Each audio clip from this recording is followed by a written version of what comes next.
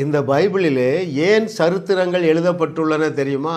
இந்த ட்ரூத்தை அறிந்து நீங்கள் ரெஸ்ட் பண்ண வேண்டும். சிங்க கெபிக்குள்ளேயும் ரெஸ்ட் பண்ணலாம், சீறுகிற நெருப்புக்குள்ளேயும் ரெஸ்ட் பண்ணலாம், சிறைச்சாலைக்குள்ளேயும் நீங்கள் இளைப்பாறலாம். அருமையானவர்களே, நீங்கள் இளைப்பாரி அல்லது நீங்கள் அமர்ந்திருந்து தேவனை செயல்பட வைக்க வேண்டுமென்றால் நீங்கள் இப்பொழுது பயணிக்கிற எல்லா பயணத்திலும் நீங்கள் இளைப்பாற கற்றுக்கொள்ளுங்கள். அது எளிதானது.